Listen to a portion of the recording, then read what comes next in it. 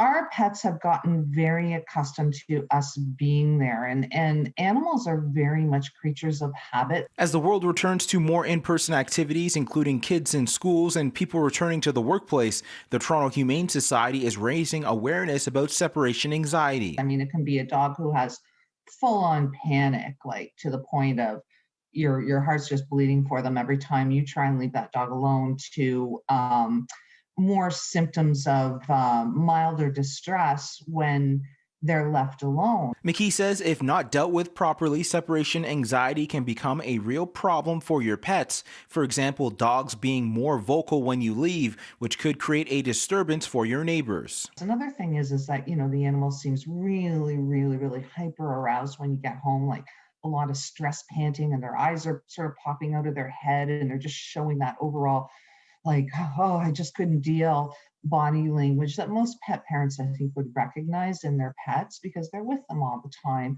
That's a little bit of a red flag, too. McKee said one thing that could minimize separation anxiety is to start getting your pets used to having some independence.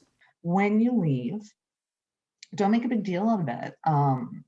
Some people have the tendency to sort of feel guilty before there's really any reason to feel guilty. So when they leave, they're like, "Oh, I'm going to miss you so much," and "Oh, I'm sorry I have to leave you." And really, what you're communicating to your dog is that I'm kind of feeling stressed about leaving you, and your dog might go, "Okay, you're feeling stressed.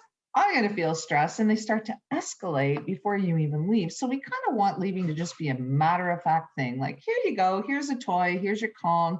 Go find some treats or whatever sort of enrichment you leave the dog with. And you just kind of put on your coat and leave. These are just some of the ways to curb separation anxiety, and the Humane Society also offers services and resources for pet owners that need assistance regarding separation anxiety, and you can find it by visiting their website, torontohumanesociety.com, and clicking on the Services tab. In Toronto, I'm Brandon Rowe for City News.